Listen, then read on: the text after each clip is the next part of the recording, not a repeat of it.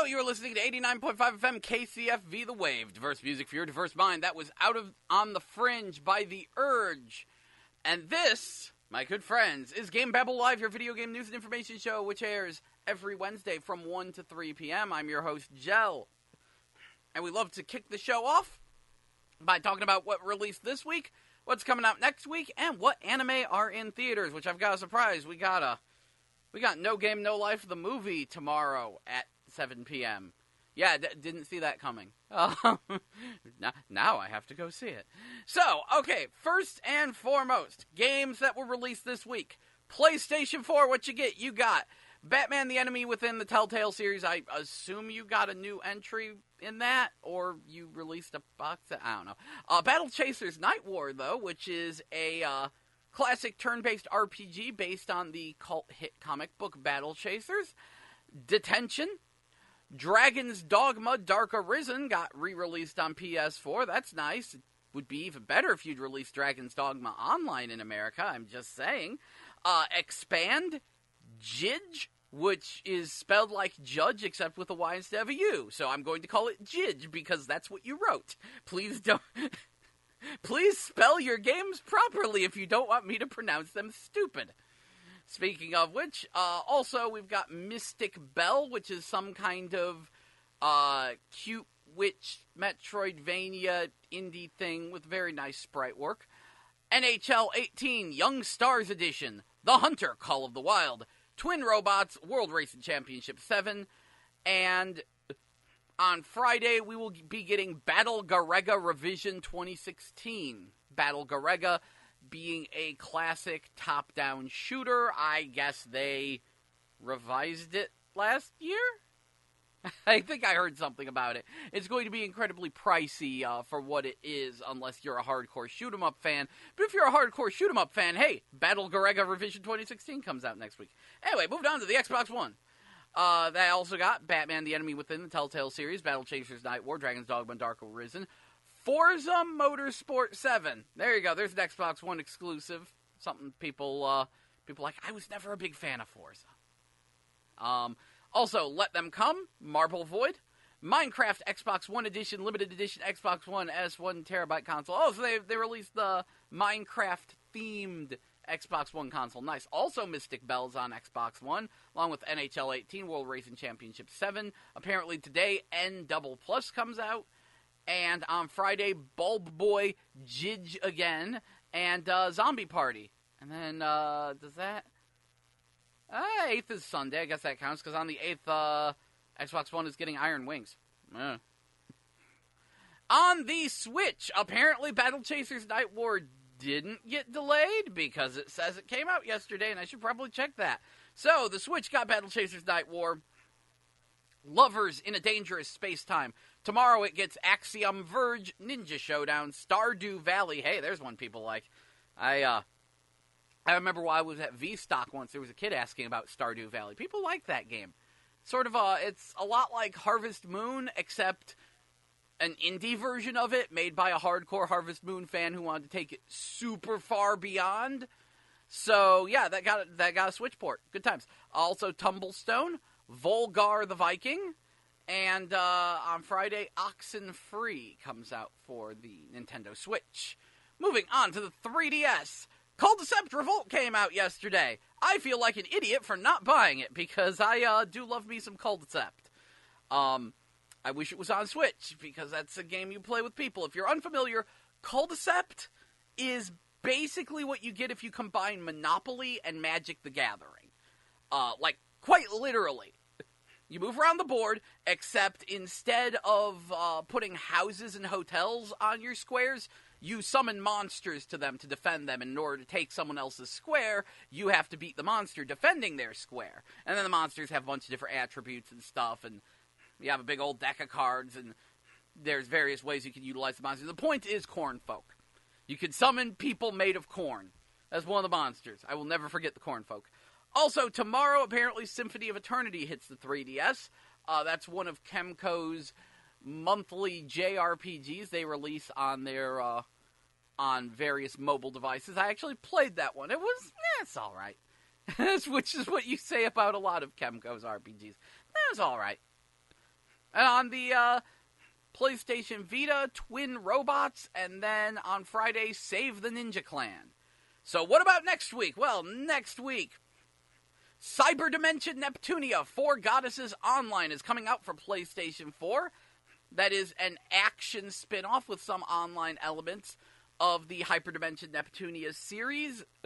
If you're familiar with that series, the character Vert, who represents the Xbox... I'm going to have to explain the entire Neptunia series. Point is, 4 Goddesses Online was the MMO one of the characters in the game always played. And they decided to make it into a full game with sort of a parody of Sword Art Online theme, wherein all the characters get trapped in the game, and there's even, like, a female version of Kirito in the game, I think her name is Kirina. And, yeah, that's the whole idea there. Unfortunately, I'm hearing it's a little disappointing. Apparently it's running on the newest Unreal Engine, and that didn't go well for the developers, actually. They were not fans of the new Unreal, because it's not good for making low-budget Japanese games, I guess. Should use the old Unreal. Also, Middle-earth Shadow of War. Gold Edition comes out on PlayStation 4. Also, Raid World War II. Raiden 5 Director's Cut Limited Edition. Supposedly, Summon Night 6 Lost Borders First Edition. I say supposedly because that game has apparently been delayed for a year because it is being made by by Gaijin Entertainment, which is essentially the Reborn Working Designs. And Victor Ireland and friends are working designing it up. But if you really miss Working Designs, hey, they've got a new game coming out. I don't. Me and them have a love-hate relationship. Moving on. Toho Kobuto 5 Burst Battle, which is sort of a Virtual-On style Toho game. You can see me talk a little bit about it on my channel. I reviewed it a while ago because they patched in a VR mode, so I discussed how that went. It was just a tacked-on thing, but it was still kind of neat. Also, let's see, on the 13th, there's Is that a Friday? Please tell me it's a Friday. Yes! Because Friday the 13th, the game comes out on PlayStation 4 on Friday the 13th, same day as The Evil Within 2 and WWE 2K18 Deluxe Edition. It all goes together so well. And that would be where that week ends. Okay, so Xbox One. What is it getting next week? Next week, Xbox One is getting Deadbeat Heroes, Middle-earth Shadow of War, Raid World War II, Shiny Decay the Mare. Okay. Friday the 13th, the game, The Evil Within 2, and WWE 2K18 on Friday the 13th. Nintendo Switch, what you get next week? Next week, Nintendo Switch is getting 88 Heroes, 98 Heroes Edition. Soul Dam, Drop, Connect, Erase, which is a pretty fun-looking puzzle game. Tiny Barbarian DX, Toho Kobuto V Burst Battle. 88 Heroes, 98 Heroes Edition. We already said that. Okay, apparently it gets released twice according to this list. Super Beat Sports, which actually looks really fun. It's like a 4-player competitive version of Rhythm Heaven, except all sports. I don't know, it looks fun. And Yono and the Celestial Elephants. I don't ask questions sometimes. Let's see, next week. Oh, geez. Apparently, I didn't cover the rest of the 3DS games. This week, after Symphony of Eternity, on Friday, Layton's Mystery Journey, Catriel, and the Millionaire's Conspiracy comes out on 3DS, which is a new Professor Layton game with a different protagonist, I guess named Catriel, and it's looking good. Also, Mario and Luigi Superstar Saga plus Bowser's Minions. There's nothing coming out for 3DS next week, but we got a bunch of stuff on Friday, so... Well, we got more things on Friday. We got some decent things this week for 3DS. Moving on. PlayStation Vita is getting Toho Kobuto V Burst Battle along with supposedly Summon Night 6 Lost Borders and Bad Apple Wars, which let me click that real quick. Okay, Bad Apple Wars has nothing to do with Toho, so don't get excited. In fact, I think... Yeah, judging from the way this game looks, I think this is a dating sim for the ladies. So, if you want a game about shirtless school delinquents who are very, very pretty, Bad Apple Wars comes out for Vita next week. There you go. So that concludes our new games for this week. What anime is coming to theaters? Well, first and foremost, No Game, No Life, the movie Zero is in theaters tomorrow at 7 p.m. subbed, and Sunday the 8th dubbed. It is a Fathom event. It'll be pricey, but I really liked No Game, No Life. I watched all of it. A friend of mine was like, "Do you guys see this?" And I marathoned it, and it was great. So I need to go see that. I need to find a way to see that. But I think it'll be at the Mills, so that's a nice, easy drive for me personally. So probably be there if I can't get to a better theater. Moving on, October 29th, 30th, and November 1st is Spirited Away as part of G-Kids Studio Ghibli Fest, where every month they are releasing a new Studio Ghibli movie in theater as part of a thing with Fathom Events, so again, a little pricey. But if you want to see Spirited Away, which a lot of people love, for some reason that's everyone's favorite Ghibli movie, and not quite my favorite, but everyone else seems to like it. So if you love Spirited Away, guess what? October 29th, 30th, November 1st, Spirited Away. And November 5th and 6th is Pokemon the Movie I Choose You, which is a new Pokemon movie that's sort of a retelling of the first couple episodes of the TV series, except minus Misty and Brock, which caused a huge outcry, which is probably why Misty and Brock later showed up in the new season, because fans were angry. Understandably so. That tends to happen. so that happened. Point is, if you want to see the new Pokemon movie, that will be November 5th and 6th. So there you go. That concludes our new movies in theater this week, or what new movies are in theaters and what came out this week and next week. Please stay tuned to 89.5 FM KCFV The Wave for, a small pile of video game news. There's not too much going on in news this week. But, last Friday was the Super Nintendo Classic, and we've got all sorts of stories to tell. I did manage to survive the melee and get one. In fact, I brought a camera. It didn't wind up being anywhere near as melee-full as I thought it would be. I have quite the story to tell about getting one, because, oh, egad, that was an endeavor that laid me out for like 3 days because of how long I was up. But I got one, and I've got stories to tell, so please stay tuned for that. But when we get back, we'll talk video game news, and then we'll get into that. But until then, we're going to take a quick break with Feel It Still by Portugal the Man, here on 89.5 FM KCFV The Wave. Diverse music for your diverse mind. Thank you so much for listening, and please stay tuned for more GameBabble. Hello, you are listening to 89.5 FM KCFV The Wave, diverse music for your diverse mind. That was Stay Downtown by Cole Swindell. Stay Downtown. That's what that was. And this is GameBabble Live, your video game news and information show, which airs every Wednesday from 1 to 3 p.m. I'm your host, Jell. I might have had a smidge too much caffeine or a smidge too much sleep. I'm not sure which. Probably both. So, on to video game news. Before the break, we covered what games came out this week, what's coming out next week, and what anime are in theaters. The most pertinent of which is No Game, No Life, the movie Zero will be in theaters tomorrow at 7 p.m., and then on Sunday, the dub will be in theaters. Anyway, it's time to talk video game news, and the first and foremost of them, Marvel vs. Capcom Infinite will be getting 3 DLC characters on October the 17th. Black Panther, Sigma, and Monster Hunter will all be coming out. And I look at it and I say, they sure are, Capcom. Funny how that works. Look, I understand the game goes gold and you've got like another month or two to do a pile of work.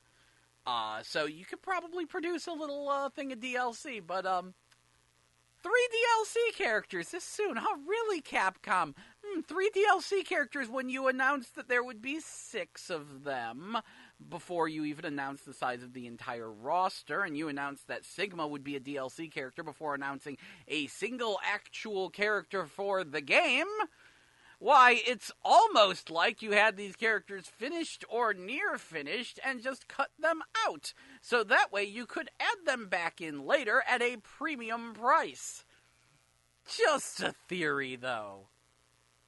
I don't know what would make me say that. Yes, the world is still struggling with the complete madness that is Marvel vs. Capcom Infinite. Because everyone who's played it has said, wow, this plays really good. This is Capcom's best fighter in probably the past 10 years. The controls are responsive. The gameplay is tight. It is awesome. It plays way better than Marvel vs. Capcom 3. I really like this game. The netcode is good. And yet, every single person who says this also is completely devoid of enthusiasm due to the incredibly bland visuals, incredibly bland character roster, and just complete and utter hype void that is Marvel vs. Capcom Infinite. Much of which, it's equal parts Capcom and Disney's fault. Yeah, Disney screwed this one up really bad if you're wondering why Wolverine isn't in the game, or Magneto, or Doctor Doom, or Sentinel, or Storm. You know, the important characters. If you're wondering why they're not there, that's because Disney said, no X-Men, no Fantastic Four. Now, a lot of people have said, well, yeah, there's nothing they can do. They don't have the rights to them. They have the rights to them. They don't have the movie rights to them. That's what belongs to Fox. And Disney is allowing Marvel vs. Capcom Infinite to be made in order to promote the Marvel Cinematic Universe, which is why they imposed the bland, realistic art style on it. And they did not want to promote Fox's movies, so no Fantastic Four, no X-Men. And yeah, that has certainly annoyed people. At the same time, the Capcom roster is incredibly bland. The roster in general is incredibly small. And yeah, no, that game was rushed. I'm excited for Marvel vs. Capcom Infinite Ultimate Edition, though. Like, once you start releasing some DLC characters I care about, then we'll be in business. Yo, call me up when you get San in there. Call me up when you get Shu. I'll just take Roll. I always mained Roll. Roll's good times, especially in Tatsunoko vs. Capcom, where she was actually good and not a joke character. I'd be fine with that. But, for right now, yeah, no, yeah, Marvel vs. Capcom Infinite is sort of a thorn in everyone's side. They want to like it, they just can't. Moving right along, Cuphead is indeed out. It came out Friday. It is quite hard. But good old Dean Takahashi did redeem himself. He posted a video of himself getting through that first stage, which is in fact very hard. But the whole controversy surrounding that was never actually about the fact that Dean couldn't complete the tutorial. It was about the fact that everyone pointed and laughed and said, Dean can't complete the tutorial, and then all these game journalists started attacking anyone who pointed and laughed. And now, looking at the time, I might have to take a quick break and then get back to you with more video game news and information. So, please enjoy Back from the Dead by Skillet. And after a short break, we'll be back with more video game news and information here on 89.5 FM KCFV The Wave. Diverse music for your diverse mind. Thank you so much for listening.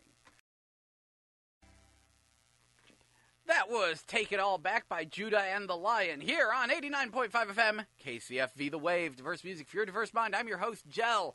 And welcome back to GameBabble Live, your video game news and information show, which airs every Wednesday from 1 to 3 p.m.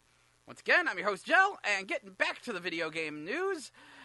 Alright, I have to tell you, this is only in Japan, do not ask your local establishment about this, they know nothing, only in Japan, but this is a kind of news so ridiculously surreal that I can't not report on it.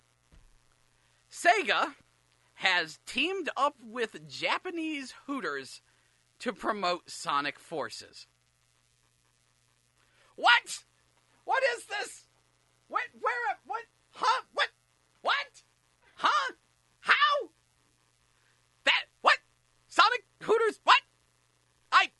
My mind is blown. All logic and reason have gone out the window. The very fabric of reality itself has begun to melt. What? Okay, we're just gonna roll with it. We're just going to roll with it. They have not said what exactly the deal with this partnership is, and I'm very curious to know. But until then, Sonic and Hooters partnership in Japan. In Japan only. Don't go to your local Hooters and ask what's up. They have no clue. Moving on. Sweary's The Good Life. If you're unfamiliar, Sweary is that crazy guy who made the infamous cult classic Deadly Premonition. Well, he's got another game on the horizon called The Good Life, which is about a news reporter who goes to the happiest place on Earth only to find a murder. And then she's like, I have to solve this murder, and finds out another secret about the happiest place on Earth. At night, everyone there turns into cats, including her. Or dogs. Apparently, there will be two different versions of The Good Life, a cat version and a dog version, with the cats and dogs each having different abilities, making the game a little bit different depending upon which one you prefer.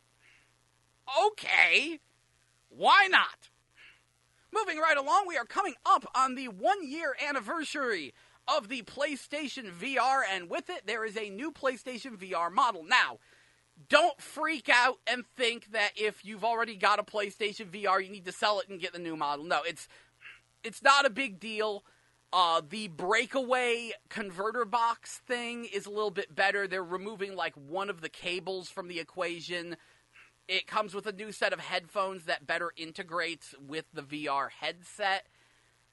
It's all very, very minor updates. Like, technically, there's also an update for the PlayStation 4 Pro. Like, a new model number for the PlayStation 4 Pro is out. I don't even know if there are any physical differences.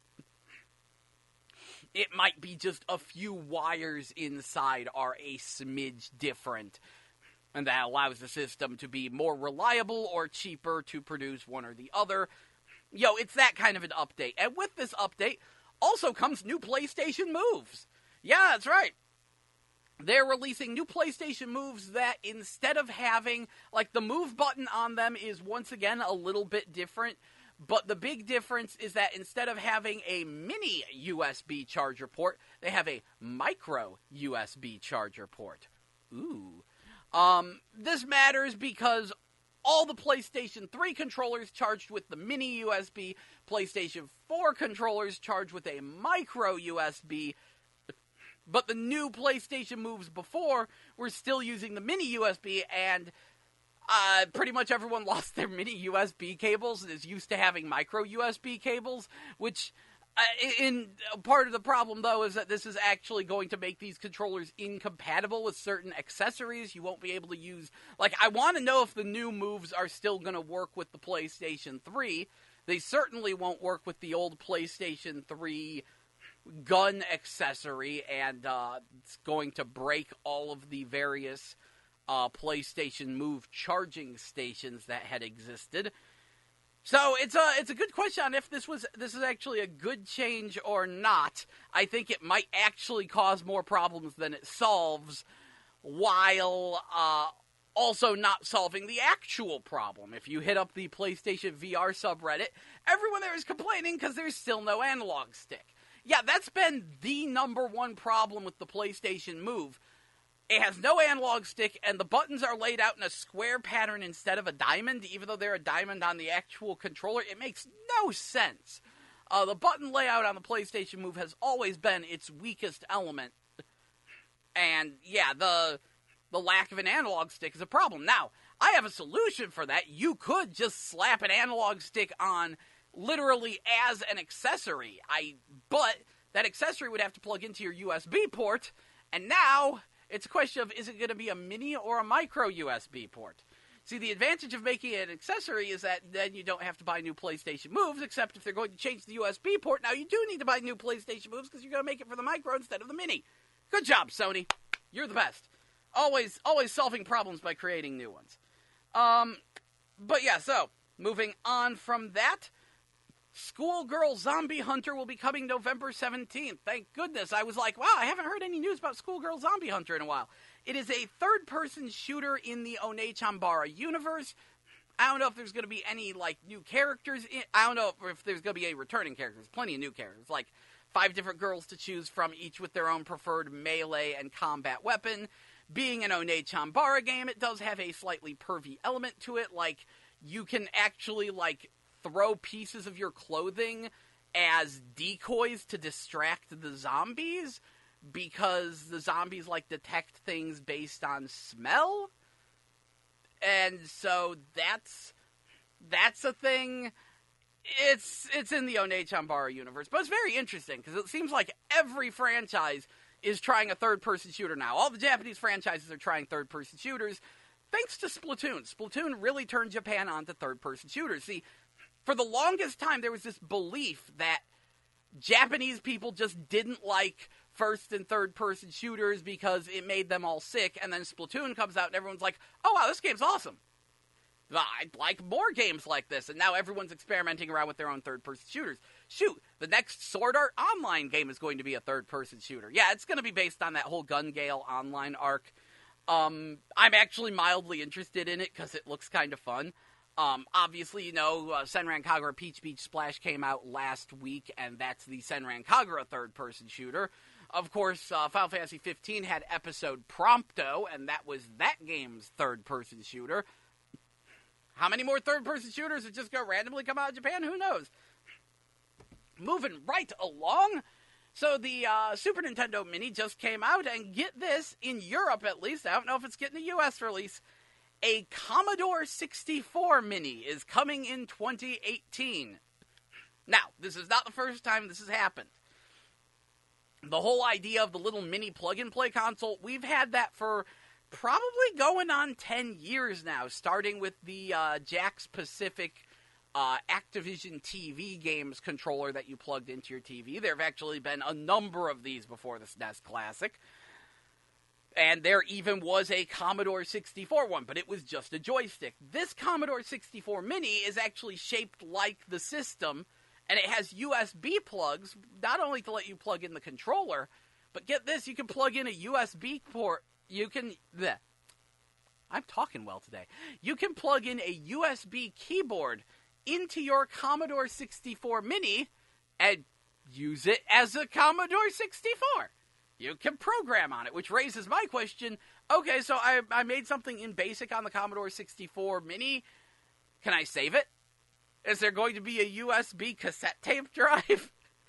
Or will you just let me save it straight to USB? Because that'd be nice. I would love to be able to program things in BASIC and save them to a USB stick. That would be hilarious, and I could see a lot of wackiness happening with that if they actually allowed that. Also, yeah, it comes with 64 different games. Mild disappointments about which games are included, but yeah, that's the thing. Also, Daisy is now playable in Super Mario Run. She has a double jump.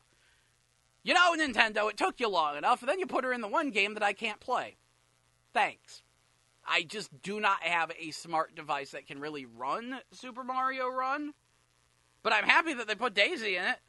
I like, okay, her special ability is she gets a double jump. Peach can float, Daisy double jumps. I'm okay with that. Her amiibo is still useless. I'm just saying, it's a little side note. And lastly, brace yourself. I waited last for this one because there's a little bit of a rant to go with it. Arcana Heart 3 Love Max 6 stars is coming to Steam this December, and Shark Girl will come later as paid DLC. Hooray! We got Shark Girl. We didn't get the other two, but we got Shark Girl. I am super hyped about that. It's a shame that there's not going to be a console release for Arcana Heart 3 Love Max 6 stars, but I will take a Steam release because it was really messed up that the last Arcana Heart was not getting a home release. Now, if you're unfamiliar with Arcana Heart, here we go, history lesson. Arcana Heart is an all-girl fighting game, and the first all-girl fighting game to come to America. There have actually been a number of these in Japan, such as Advanced Variable Geo and Asuka 120% Burning Fest, which are probably the best series. Really, only Advanced Variable Geo 2 is actually good, but that one is actually good, and Asuka 120% has always been good. But this was the first all-girl fighting game to actually come to America. And the reason for that was because it was the second high-res fighter. See, gonna have to go back to the PS2 generation, and Guilty Gear X was making waves because it was the first fighting game to use 640 by 480 resolution sprites, and people were like, whoa, look at these amazing-looking high-resolution sprites. Why isn't anyone else doing this? And the answer was because everyone thought 2D fighters were dead, and Sony of America had some really, really dumb rules about what games you could release, and it was a complete mess. But a little company called Examu decided, hey, we'll make a high-res sprite game. So they made a 640 by 480 resolution fighting game called Arcana Heart, and it featured all schoolgirls, and Atlas was like, well, people are going to want this, we'll release it in America. Unfortunately, due to Sony's quality control rules, there was too much talking in it, and Atlas would have to dub it, and they didn't have the money to dub it, so instead they cut out huge chunks of the Japanese voice acting to get it below the you must dub limit, because somehow having less Japanese voice acting makes your game higher quality, according to Sony Computer Entertainment America's quality control standards. Sony Computer Entertainment America has really dumb quality control standards, though I think they've relaxed this. Me and Sony have a love-hate relationship. It's mostly hate. They do good things. So I love Sony Europe. Everything else I've had issues with, but I love Sony Europe. Anyway, so Arcana Heart 1 came out, and honestly, controls were a bit stiff, backgrounds were bland, music sounded like a dating sim, so it was really bad for fighting, and the characters were really bland. Second game got a PS2 port so bad that it ran better on the barely functional PS2 emulators of the time than on actual PS2s. Yeah! So, that happened, and then Arcana Heart 3 came out. It was on, in Japan and Europe, it was on 360 and PS3. However, in America, it was download-only, PS3 only, with the publishers saying, we're not allowed to say why it's not coming to Xbox 360 in America. All we can say is, screw Microsoft, screw Microsoft, screw Microsoft. They were not happy. Something went bad with their dealings, and a Xbox release was completely impossible. Either way, Arcana Heart 3 represented a huge turning point in the series. Every Arcana Heart up to that point, because there had also been these little mid-releases like Arcana Heart 2 Sugoi and stuff, they brought in new character designers. And these new character designers introduced us to way more interesting characters. And on top of that, the music had been getting better and the controls had gotten better. And by Arcana Heart 3, the game was way faster, the music was way more intense, the controls were way more responsive, and it was just a way better game. And then we got the update Love Max, which actually got a boxed release because Sony started relaxing their quality control policies, but it was only released on PS3 in America. And then the last version of Arcana Heart 3 is Arcana Heart 3 Love Max 6 Stars, which up until now has only been in arcades. It is now coming home, and with the DLC release of Shark Girl, it is actually going to expand. Now, here's the thing. People look at Arcana Heart, and they go, oh, it's an all-schoolgirl fighting game. It's just for creepy weirdos. This game is probably garbage. And then when they learn about how it works, they go, oh, wow, this game is way too deep and complex. I don't have the freaking time for this. Screw this game. Because, yes, Arcana Heart might actually be one of the deepest and most complex 2D fighting games ever made. Aside from the complete insanity that is the homing dash system, you see, you can do this dash that sort of homes in on your opponent, even when they're in the air, which actually is a feature that's going to be in Dragon Ball FighterZ. Actually has this feature, but I think it's a little more complex than Arcana Heart, because depending on what direction you hold when you hit your homing dash button determines the arc you take when you approach your opponent. There's a chart online to show it. And yes, when your fighting game starts needing charts, things start getting real. But the real reason why Arcana Heart is kind of amazing is the Arcana system. You see, every character has their own arcana, which is a lot like a stand. It's a special guardian spirit with a different theme that gives them special powers. The twist, you can mix and match your arcanas. You can use any arcana with any character. And these arcanas, they add a lot to the game. Because each arcana, there's actually an arcana button. You have 4 buttons for your fighter, and then there's a 5th arcana button. And you use that to do your arcana moves, because each arcana has their own move list and their own supers and adds their own twist to it. Like, one of the major ones is the Wind Arcana, which lets pretty much anyone throw sonic booms, but it also enhances speed. It gives whoever uses the Wind Arcana, like, triple jump, double air dash, and so it makes them faster and it makes them more maneuverable. Even if they're the slow, heavy grappler, you give them the Wind Arcana, and that's what you get. The Fire Arcana is all about giving you some unblockable attacks, and then you get into, like, different moves, like the Plant Arcana lets you attack with vines and set plant traps. Like, you can plant little seeds. And then the Shadow Arcana is one that I wish I was a lot better at. The Shadow Arcana replaces your shadow with this little bat-winged blob thing, which you can command. It's a lot like Eddie from Guilty Gear, except anyone can have it. And it's always on the ground, too, so you jump in the air, and then you can command your shadow on the ground to attack your opponent while you're flying over them. But my favorite is the Mirror Arcana. I love the Mirror Arcana. Why? Well, aside from giving anyone an Aegis Reflector, the Mirror Arcana, well, when you do your strong attacks, just turns you into your opponent and lets you steal their strong attacks. Its various special moves are just summoning a mirror image of your opponent doing their special moves, so you get different moves depending on who you're fighting because you literally steal their moves, and its super move is just stealing your opponent's super move. I love it. I get to take my opponent's moveset. That is so awesome. I can't not love the Mirror Arcana, especially because there's this one really cheap boss from Arcana Heart 2 who shows up in the time attack mode in Arcana Heart 3. She's considered one of the cheapest fighting game bosses of all time. Guess what? Use the Mirror Arcana, use her super move against her, instant win. It is so good. So, when you consider all the different possibilities by mixing and matching different characters with different Arcana powers, Arcana Heart gets completely freaking nuts, and that's what makes it amazing. That's what makes it so unbelievably hype. And, yeah. And on that note, yes, Shark Girl will be coming with a new Arcana. It's Icor, the Blood Arcana. I don't know how that's going to work, but I'm fine with it. Fine, yeah, Blood Arcana. Let's go. So I'm very excited about Arcana Heart 3 Love Max 6 stars. I had a ton of fun with Arcana Heart 3 and Arcana Heart 3 Love Max.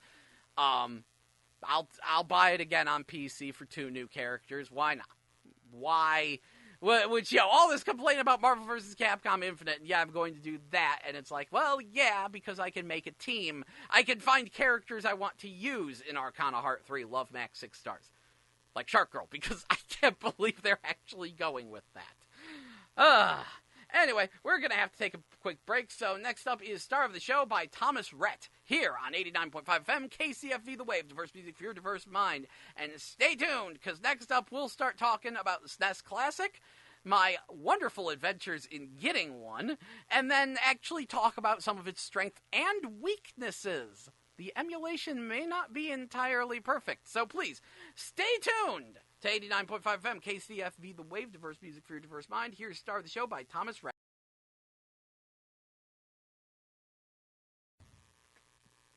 That was Running with Giants by 1,000 Foot Crutch here on 89.5 FM KCFV The Wave, diverse music for your diverse mind.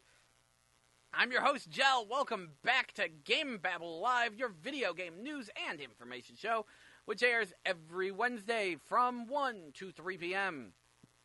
Once again, I'm your host, Jel, and last Friday, the Super Nintendo Classic Edition released in America, and I think pretty much worldwide, and it went interesting. See, if to those of us just joining this fiasco, because I've just found out that a lot of people didn't know, last year they released the NES Classic.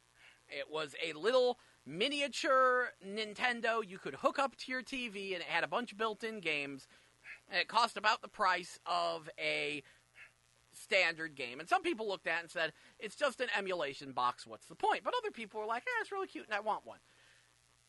The thing no one expected was that Nintendo barely produced any NES classics.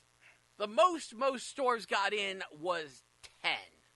A lot of stores had unit numbers in the single digits for the NES Classic. And Nintendo was like, oh yeah, and like, they sold out. Nintendo barely restocked anyone. And then later on, Nintendo was like, oh yeah, no, it was a limited edition product, and we were only producing it until the end of the year. So, you know, if you didn't get one, I'm sorry you're not getting an NES Classic, and people got very angry at them. One would assume that their shareholders probably really got angry at them. Because if you're not familiar, the Wii U did not go well. Though I actually really like the Wii U, I think the Wii U honestly, like, I think the Wii U was very much a quality over quantity sort of thing, because there were a lot more games I truly enjoyed on the Wii U than there were on the Wii, and trust me, I played a lot of Wii games looking for games I would enjoy on it. Sin and Punishment Star Successor is Game of the Decade, and I love Wii Cheer 2, don't knock it, that game is amazing. Just check out my YouTube page and you will understand. But yeah, no, I think the Wii had better games on it, and Nintendo supported it better, but the Wii U was not a success, because literally all it had was a tiny handful of Nintendo games. And people are like, okay, got cool Nintendo games, what else you got? This might be another Nintendo game in a minute or two. Yeah, not enough to sell a system. So the Wii U actually did so poorly that it marked the first time in the history of the first time Nintendo had been in the red since they started the video game business. Apparently, the last time Nintendo was in the red was when they did their virtual skeet shooting parlors before video games. Before they started making the Nintendo Entertainment System and stuff, Nintendo did this thing where they projected little dots of light on the wall, and you shot at them with light guns, and they were opening parlors for this in Japan, and Nintendo overplayed their hand. I just saw a thing about it on YouTube, and that was the last time Nintendo was in the red. Ever since they went into video games, even when they released the Virtual Boy, Nintendo was still doing good until the Wii U, which actually brought them in the red for at least 1 year, possibly 2. And then what happens? Nintendo releases a system that prints money yet again. And I think a lot of Nintendo shareholders are kind of used to this, where they're like, oh, we should probably just hang on to our shares. I'm sure Nintendo will turn this around somehow, because they're full of surprises. And yes, the NES Classic was a system that sold out instantaneously and quickly started going for ludicrous prices on eBay. And Nintendo's like, yeah, no, we're not making any more. I want you to imagine being a Nintendo shareholder at the next shareholder meeting. I want you to imagine the look on their faces. Wait, you're in the red, you have a system that prints money, and you're not going to make any more. Yup.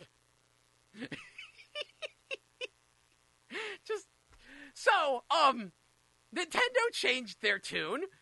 Obviously, year later, Nintendo's like, hey, we're going to do the Super Nintendo Classic.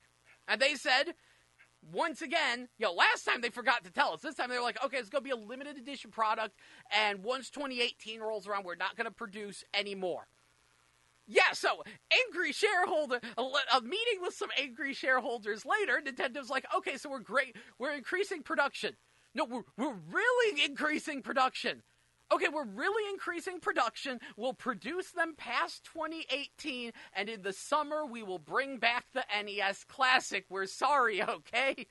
And even still, pre-orders were selling out instantaneously. Stores were not prepared online for this. But Nintendo decided, hey, what we're going to do is we're going to drastically increase our shipments So that way, yes, you can physically walk into a store and get a Super Nintendo Classic. And when the numbers came back, people were shocked. It went from about 10 units per store to 30 and sometimes higher, with one Target in New York getting 300 Super Nintendo Classic units. But those units had to be in the back room for them to show up on BrickSeek, which is a thing that kind of lets you know what's in the inventory. Kind of, sort of. Important thing to note about BrickSeek, it updates slow, so once things get in the inventory, about half a day later they'll show up on BrickSeek, and when they sell out, that takes half a day to show up on BrickSeek, so it is very plausible that things will appear on BrickSeek that aren't actually in the store. They try to warn you about this.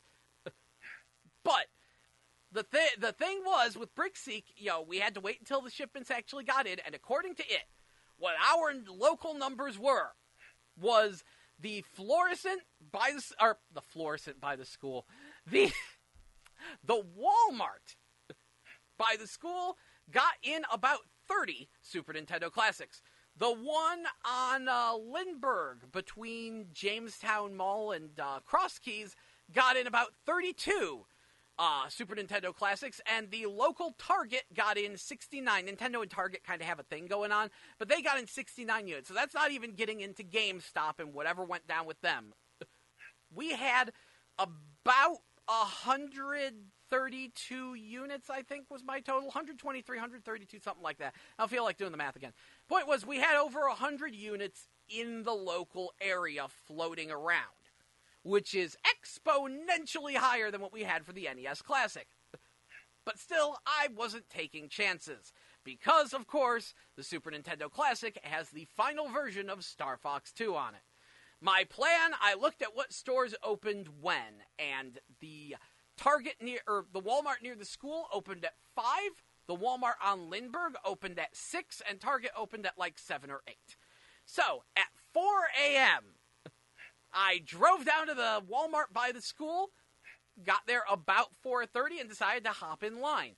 Come to find out, there were 3 people already there. The security officer was talking with them. She was in contact with the manager of the local Walmart, which, that was good, because she was trying to find out, do you even have this thing? Because the manager was like, we don't have it, but we've got 2 trucks, so maybe it will be on that. So we all decided to queue up and get in line. By the end of the day, we had 10 people in line for the SNES Classic before Walmart opened. Problem was, the manager came back and said she didn't have any units. But the guy at the front of the line said that he knew a guy who worked at this Walmart and said, yeah, we got a pile of them in the back. So we all came in, and the manager's like, you're free to wait around. We should be getting it in today, but it could be any time. Probably 1 or to 3 p.m. would be when we get it in. So we're sitting around, we're like, well, crap, but this guy's like, no, I know a guy who works here and says there's a pile of them in the back. And he pulls it up on BrickSeek, and he starts talking to some employees. And they're like, oh, wow, yeah, man, I don't know. Eventually, we come to find out that, keep in mind, it's 5 a.m., at 7 a.m., the electronics person would be in. Like, at first they said 7 a.m., the electronics coming in. It's like, okay, that's weird. No, 7 a.m., the electronics person comes in. And they might know where it is. And so I was like, okay, so we have an option. A, I wait around here until 7 a.m. B, I go to the other Walmart and hope that they have it. But if this Walmart seriously didn't get in its shipment, why would the other Walmart get in its shipment? And if we're just talking like people knowing what's going on, I wasn't going to bet on it. This was all very interesting because, a lot of us in the video game sphere, we think everyone knows about the SNES Classic being a big deal, that there would be people lining up to get it, that it goes for stupid money on eBay. We think they know this, and then come to find out it's actually kind of an underground thing. Not everyone is well aware of this, so they were surprised that there was a line of 10 people in front of the Walmart waiting for a SNES Classic. That was, and that's the problem. So they were unprepared. I decided I was going to wait there until 7 and then go to Target and try for one of their 69. But at one point, I got really, really hungry, was about to leave to try to stomach some hash browns at the local McDonald's, and as I was leaving, the cash register lady was like, "Hey, were you in line for something?" "Yeah, SNES Classic." "Oh, yeah, we got a pile of those in the back." And then janitor guy comes up and is like, "Oh, what, you were here for that little mini console thing, SNES Classic?" "Yeah, we got a pile of those in the back." Then the manager comes up and is like, "I can't find them." What do you mean we got a pile of them in the back?" And they're all like, "There's a pile of them in the back." Eventually, some of the other people, like a bunch of the line of 10 left, but a few came back, including the guy who was at the front of the line. He started poking around a little bit more. And keep in mind, look, gotta understand, retail is a mess, so I gotta feel sorry for the manager, because when that store opened, there were like 20, 30 Walmart employees all trying to unpack boxes and get them on shelves before people actually started getting into the store. And she's trying to deal with getting everything else stocked in the store. The Super Nintendo Classic was not exactly her top priority, especially because, again, she couldn't find it. But she did pull the register lady to the back and was like, "Help me find this pile that you say is there." So eventually they get into the back, they look around, and someone put them in the wrong box. The official word was they were supposed to be in a special box, but instead they were in a regular box. But they found the box, they got me my SNES Classic, I go home, and then my mom's like, "Man, I want one." And so I went out to the other Walmart and grabbed like their last one for her. But what was interesting was that I grabbed like the last one from that other Walmart before Target had opened. So, and now it's actually hard to find a SNES Classic. Nintendo says a new shipment will be on the way. They are going for stupid money on eBay. But, my word to Nintendo is, well, would you look at that? You produced an actually decent number of systems, and they still sold out. It does happen, Nintendo. You don't have to completely shortchange us. Like, I understand the first shipment of NES Classics selling out, but the second shipment should have been a lot beefier. And I understand Nintendo doesn't want any stock laying around, but this was ludicrous. Either way, though, I did manage to get my SNES Classic, brought it home, loving the thing. And I know a lot of people look at it and go, you could have just built a Raspberry Pi for cheaper and it could do way more. And I'm like, yeah, but there's something a little special about having an official Nintendo product, First of all, it's adorable because it is literally a Super Nintendo that sits in the palm of your hand. It's tiny, it's cute. You turn it on and it has a pseudo 16-bit menu. It's playing some cheesy Nintendo menu music. It has various background themes that you can select, which are all very Nintendo-y, some of them color cycle. And, it has that little layer of Nintendo charm. Like, your save states have little wings on them, and when you overwrite another save state, you have to hold Y to push that one down and replace it with the new one. It has just the right sound effects. If you wait around long enough on the main menu, then the background will change to Mario World, and Mario will start loading up your save files and playing quick replays of what you did, because it does go into a sort of demo mode, and it is utterly freaking adorable. But how is that emulation? And the answer is a little bit of a mixed bag. On the plus side, I actually sat down and spent quite a few hours watching a Star Fox 2 speedrunner experience the new version of Star Fox 2 for the first time, because I had to know, someone who's really familiar with the Star Fox 2 beta, really, really intimately familiar with it, what do you think of the new version? And he liked it, and we'll talk more about Star Fox 2 later. But he went into Punch-Out, and the thing you have to understand about speedrunners is that they are very, very, very particular. A lot of them use only the original system hooked up to a CRT TV for the minimum amount of lag, because LCD TVs induce a tiny couple frames of lag. It's practically imperceptible unless you're doing frame-perfect tricks to A frame-perfect trick would be something that can only be done on a single frame of animation. Most games run at 60 frames per second. So basically, a frame-perfect trick would be there is a 1/60th of a second window where you might be able to go through this block or stand on this enemy without taking damage, if you can jump off of them in time or something like that. So speedrunners are very, very, very particular about this. And according to them, Punch-Out on the NES Classic was unplayable to them. So this guy tried out the Super Punch-Out on the Super Nintendo Classic, and though he did find some control lag, he said it was way better than what he expected. So that's good. It is a bit more responsive than your average emulator. On the downside, Nintendo's Super FX2 emulation may not be entirely up to stuff, as there are graphical errors in Yoshi's Island. Now, it's still better than getting a port of the GBA version again, but it is disappointing that once again Yoshi's Island is something that doesn't emulate 100%. They're very minor, though. One is in the lovable stage Touch Fuzzy Get Dizzy. When you touch Fuzzy and get dizzy, the background disappears for a split second. It's supposed to get all pixelated at that point, but instead of getting pixelated, it just vanishes. A bigger complaint to me is that there's these little enemies that have these lamps that let off a glow. They don't let off a glow now. And I'm like, what the crap? But that was such a cool effect.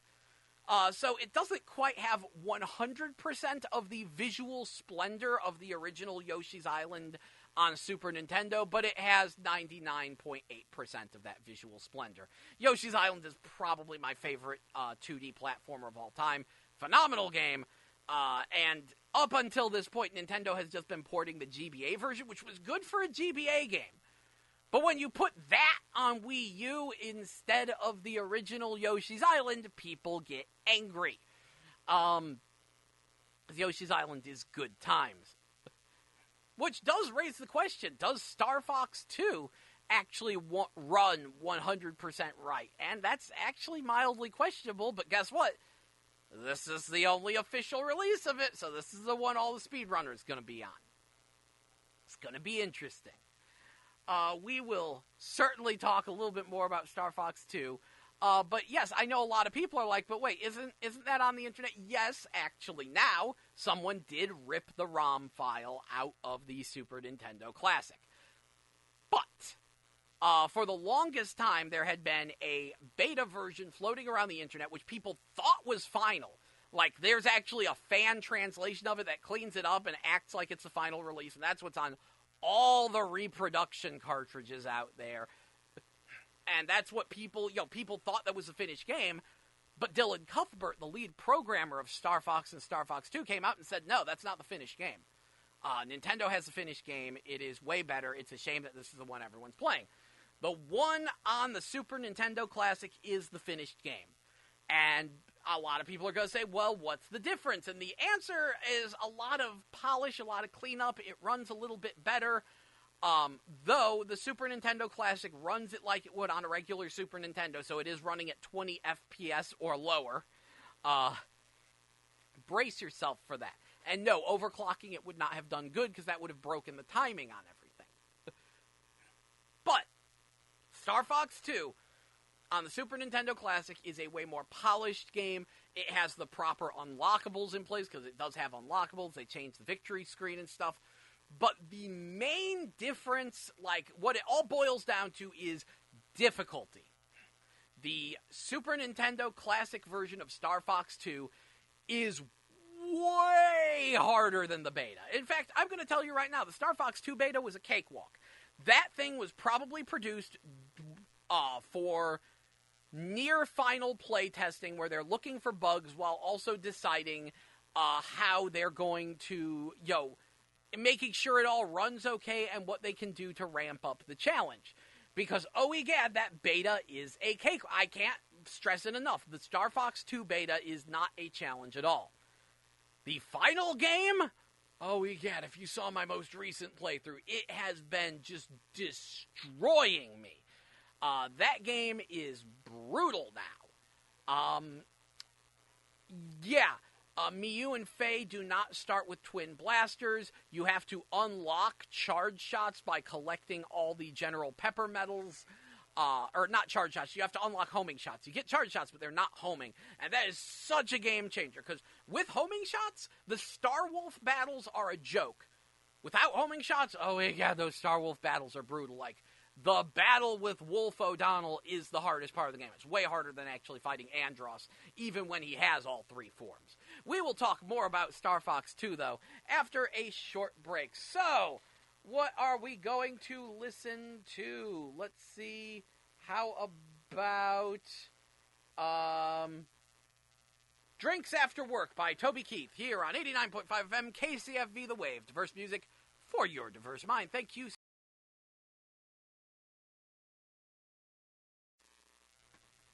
That was Back Up, Extra Clean by Dej Loaf featuring Big Sean here on 89.5 FM KCFE The Wave. Diverse music for your diverse mind. I'm your host, Jell, and this is GameBabble Live, our video game news and information show, which airs every Wednesday from 1 to 3 p.m. And as we are coming up on 3 p.m., it is time to wrap the show up by talking Star Fox 2. Because, yes, that is the big draw of the Super Nintendo Classic that everyone went crazy for. Mildly crazy for. Honestly, I'm a little concerned, because I just hit up eBay to look at what the prices are looking like. The prices actually don't seem too much more. It's certainly better than what went down with ThinkGeek. You know what? Before we even go any further, I need to have a talk about ThinkGeek. Because ThinkGeek sent out emails saying, hey, we're going to have SNES Classic at midnight. Everyone gets super excited for it. And everyone's like, oh, wow, we're super excited for it. And it's like midnight Pacific time. They'll be on our website. And I was planning to see if I could get one through them. Well, 2 a.m. rolls around, midnight Pacific, and I load up their website, and I'm like, where are the SNES Classics? Where are the... Oh. They're only sold in bundles, which double their price. The cheapest one I can get is a SNES Classic, now with Tetris Lamp. The prices on them were ludicrous, and they did manage to sell out, and they all came packed with worthless garbage that jacked up the price, which is what ThinkGeek always does. So that was why I went out at 4 a.m. to go to Walmart and get mine. And then sit around for an hour and a half while people tried to figure out where the heck they put the darn things. A little lack of preparation, but I got my SNES Classic, and I'm super happy about that. Even though the Yoshi's Island emulation is not that great, it is still a swell little system, while everyone else talks about how great they are because they made a Raspberry Pi, and that makes them so much better. Yes, I am well aware your Raspberry Pi can do whatever you want it to, but I like my SNES Classic, and I like having the final official release of official Star Fox 2 that is official and official. It kind of matters to me. I'm a collector, okay? And that's the part that matters. But how is Star Fox 2? And that has become quite the topic of discussion. I really need to watch some of these reviews. Because I just got done writing up my own review, which I plan on putting up. But it's interesting, because of course a lot of the reviews are like, maybe they shouldn't have re-released this. Maybe this was better left in the past, and there's a good reason for that. It's a Super FX2 chip game. It runs at 20 FPS or lower, and is a 3D game played with digital controls, no analog stick. And that all comes together to make a game that is kind of archaic. But at the same time, it is an entirely unique game of which there is nothing else quite like it. And if you can tolerate the low frame rate, which the game was built and balanced around, then it's actually really cool. You see, the original Star Fox was actually an on-rails shooter. You were always flying forward, things were flying at you, and I love those kinds of games. You'll notice if you hit up the GameBabble YouTube channel, I have a series called the Rail Shooter Archive, as well as a blog for it, where I have been trying to find every single Star Fox-style chase view rail shooter and discuss them.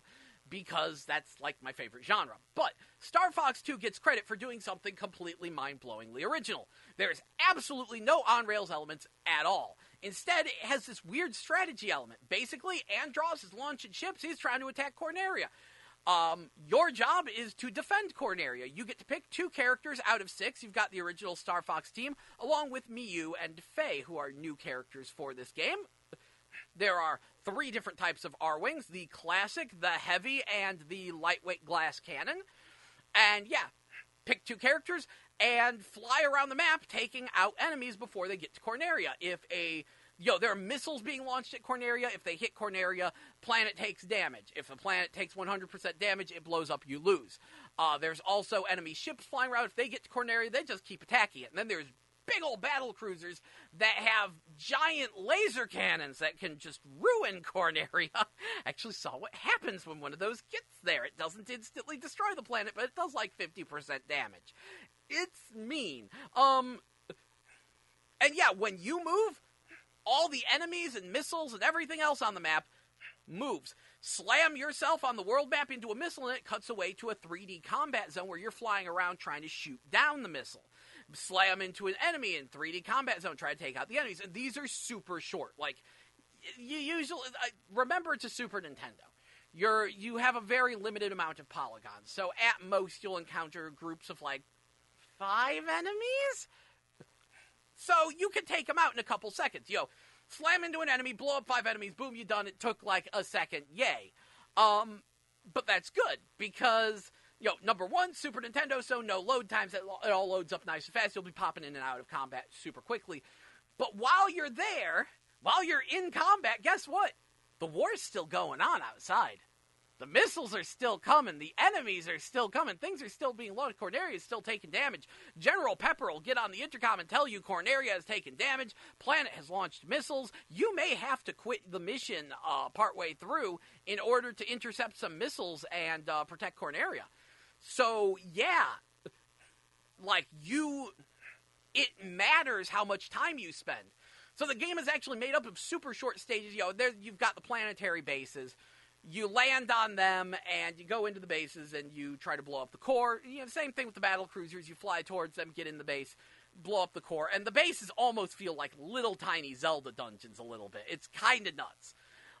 But when you're in these bases, that's when you're going to want to hit select to transform into walker mode. Yes, Star Fox Zero's Chicken Walker has its origins here, and it controls in a very Mega Man Legends Misadventures of Tron-Bon sort of way, where the D-pad moves you forward, back, strafe left, strafe right, and you use L and R to turn while the up and down aiming is automatic. This sounds really awkward at first, but you get used to it kind of quickly, and then it's like, oh wow, I'm circle strafing on a Super Nintendo. This works out. And yeah, but of course that's how you're going to want to get into the planetary bases and blow up the core and stuff. But getting to the planets might be a little tricky because this is the game that introduced Starwolf, actually. And they will often be protecting the planets, and the duels with Starwolf are actually quite challenging, since you don't have your homing shots from the beta anymore. You gotta unlock those now. So, good luck with that. As a fun side note, while you're flying around and intercepting missiles and fighting off enemies, Starwolf can interrupt you too. You can be fighting off enemies, Starwolf bumps into you, bam! Now you have to fight Starwolf as well. Great! On top of that, there's a ton of little tiny details, like when the battle cruisers are charging their planet cannons, they get close, you actually see the charging planet cannon on them when you're approaching them. When a planetary base is about to launch missiles, guess what? When you go there, you see the missiles on the pods, like on the launch bays, and you can blow them up to stop them. And there's an asteroid belt, and if you get into a fight in the asteroid belt, guess what? Now you gotta contend with giant asteroids that might slam into you. So there's just a bunch of little tiny details that just bring it all together, and it is quite possible to feel overwhelmed. It is also quite possible to get completely wrecked, because, newsflash, you don't have lives in this game. You can swing back by the Great Fox to heal up, but when you lose one of your pilots, they're done.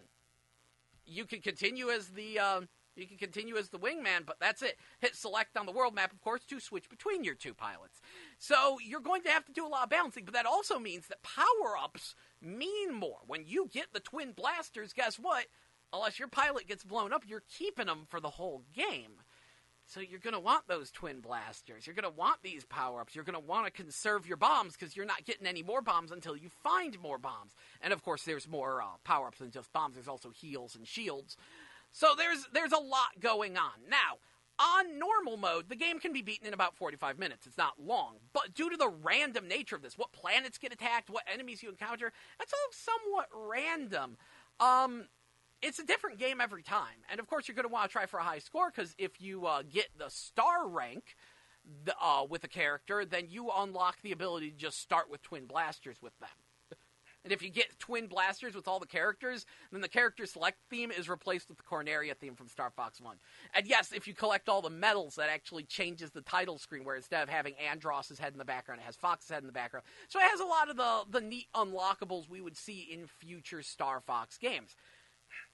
But this is a game where difficulty level actually matters. Why? Well, because each difficulty level is a very different remix of the game. Not only do you have to fight more battle cruisers and have to liberate more planets, but what happens on the planets is different. A planet that before you just had to find a couple switches to open a door, now you have to fend off a boss to get one of those switches. Now you start encountering enemies that weren't in normal mode, on hard mode. On top of the fact that Andross is just chucking these enemies at you, and you don't even get expert mode until you get like 300,000 points on the high scoreboard. As a side note, all the different modes share the same high scoreboard, but you're going to get higher scores on higher difficulty levels. So it is a game that you're going to want to play on higher difficulty levels. Abusing save states will help. And that is one of the flaws of the Super Nintendo Classic. Because in order to use a save state or get back to the main menu screen, you have to hit the reset button on the actual console. So the SNES Classic is sort of meant to actually have the system next to you while you use it. And yeah, that might be a little bit of an issue for some people. It's fine for me due to the way I have my room set up. But for other people, yeah, not everyone has a particularly long HDMI cable. But that's what's going on with Star Fox 2, and I am loving the game. But it runs at 20 FPS or lower. There are frequent frame rate drops. This thing brings the Super Nintendo to its knees. And I'm going to be honest, that is why it didn't get released. This game was made 22 years ago. It was finished on September 12th, 1995. The title screen says 1996. It was scheduled to release in the first half of 1996. Guess what? 1996, PS1 was out and had been out. If Nintendo released Star Fox 2, Sony would have gone wild with it. I mean, did you see what they did with Crash Bandicoot before Mario 64 came out? Because that's the thing I'm never going to forget, because I was a Nintendo fanboy. And if you remember, the old Crash Bandicoot commercials had a guy in a Crash Bandicoot suit standing outside of Nintendo of America headquarters with a megaphone making fun of Mario. And 2 weeks, they only ran this ad for 2 weeks before Mario 64 came out. They had an ad, you can find it on YouTube, where Crash is making fun of Mario for not being 3D. Even though everyone knows Mario 64 comes out in 2 weeks. I'm just saying. So, if Nintendo had released Star Fox 2, Sony would have been like, aha, look at these crap graphics, look at our amazing graphics. And it would have gone poorly. In fact, I'm going to say something kind of really mean about the Super FX2 chip. Playing Star Fox 2 makes me appreciate the Sega SVP chip so much more. See, yeah, Sega actually did try to make their own competitor for the Super FX chip called the Sega Virtua Processor. They only made one game that used it, and that was Virtua Racing for the Sega Genesis. But, yeah, go look up a video of that on YouTube. It's kind of mind-blowing. I grabbed a copy, and it is mind-blowing. Though it is very, very low poly count, lower poly count than the actual Virtua Racing, It runs at a solid frame rate at a very high speed and is clearly rendering more polygons than the Super FX2 chip ever could. Now, having said that, I noticed that these polygons are not only untextured, but I think they're unshaded, which would probably explain why it runs so well, coupled with the Genesis having a faster processor, remember, blast processing, but having 1/4 of the colors, so that's kind of a downer. Yeah, the Sega SVP chip honestly seems to blow the Super FX2 chip out of the water. And that's a little weird. Get back to Super Nintendo versus Sega Genesis. That's actually a very interesting thing to notice. And yeah, looking at that and looking at Star Fox 2, Star Fox 2 is a way more creative game and way more compelling to play. But that SVP chip ran a whole lot better than this. A whole lot better. And that's sort of the thing. It's like, wow, Sega could have used Star Fox 2 against them. And that's such a shame, because actually looking at it, Star Fox 2 entered development immediately after Star Fox 1. That meant this probably had like a 3-year dev cycle for a Super Nintendo game, which is insane. It gets finished, and then it gets scrapped. But now the big question that a lot of people ask is, so is Star Fox 2 canon, and where does it fit in the timeline? Well, first and foremost, Shigeru Miyamoto doesn't like canon. He feels that having a consistent storyline gets in the way of game design and gameplay, and so he would rather make the game first, make it fun first, then tack a story on later. This is a common thing. This is actually why Star Fox Zero is a quote-unquote reboot, even though he says it's not a reboot. Because he didn't want to think of a new story. He didn't want to bellyache about what do we do with Crystal. He was just like, no, Star Fox is Fox McCloud, go fight Andross. So we're just going to do that again. In fact, if he had his way, everything would just be a remake of Star Fox 1. For better or for worse. But it is because of that, the Star Fox canon is very loose. Some people say, oh, well, since the series has been rebooted 3 times, there's 2 different times, so there's 3 different timelines. It's like, no, I don't think the reboots matter. I think Star Fox 1, 64, 64, 3D, and 0 are effectively all the same game. They don't really change a whole lot between them that you have to consider it an entirely different universe. So, if we are going with the belief that those 4 games are all the same game, Star Fox 2 comes next. Then Star Fox Adventure, then Assault, then Command is an alternate universe. We don't talk about Command around here. Alternate universe, we can reference it. It is either an alternate universe or far, far, far in the future when everyone gets stupid. I hate Star Fox Command.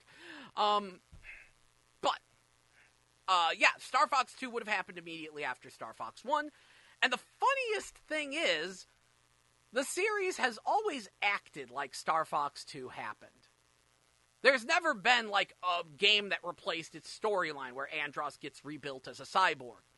There's never been a game that exactly copied its gameplay. There's never been a game that takes its place.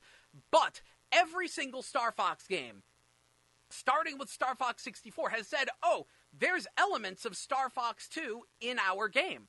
I mean, Star Wolf had their start in Star Fox 2, and they're in every subsequent Star Fox game, except Adventures, but, you know. So, that's one element. The all-range mode segments, that's inspired by it. The orbital cannon that helps you protect Corderia in Star Fox 2, yeah, you defend that in Star Fox Assault. And that's the thing, like, everyone knew about Star Fox 2. It was very, very publicly advertised. It is the second most well-known canceled game of all time after Sonic Extreme on the Sega Saturn. So every time people are like, so is this Star Fox 2? And every time Nintendo's like, no, but there are elements. Every game in the franchise has acted like Star Fox 2 happened. Star Fox Zero brought back the transforming into the robot mode with the chicken walkers. On top of the fact that the ship designs, a lot like one of the stages you fight an enemy battlecruiser, it is based on the Star Fox 2 battlecruiser. And, yeah, like, every subsequent Star Fox game pretty much acts like 2 happened. So, yeah, if you want to consider 2 canon, 2 is absolutely canon. It is very plot sparse. And the funny thing is, there is an online instruction book. Look up Star Fox 2 instruction book. Nintendo made an online one, and they gave us an out on Miyu and Faye. Because that's always been the thing. What happened to Mew and Faye? Guess what? They weren't members of Star Fox team. They were members of the Cornerian army that were helping out. So they just went back to the army, and they can show up anytime now. What happened to Algie? Any number of things could have happened to Algie. Shoot, Algie could be the real name of Dash for all you people who played Star Fox Command, to which I say my sincerest apologies that you played Star Fox Command. And Planet Eladard? Either a super long orbit, or it is an artificial planet and can fly on its own power. I mean, it is like a factory planet. So there we go. Loose ends tied up. Star Fox 2 could be canon if you want it to be. Not a problem. These are the kinds of things I think about. And I love Planet Eladard. I actually hope it comes back entirely because of the music. I will say Star Fox 2 has fantastic music. Go on eBay, look up Planet Eladard, especially Planet Eladard Inside. That song's good. That's a good one. And yeah. So, I believe that wraps it up today for GameBabble Live. Thank you so much for listening. Tune in again next week for more GameBabble Live, your video game news and information show, which airs every Wednesday from 1 to 3 p.m. Thank you so much. Coming up next is Switch by Iggy Azalea featuring Anita here on 89.5 FM KCFV The Wave. Diverse music for your diverse mind. Thank you so much for listening.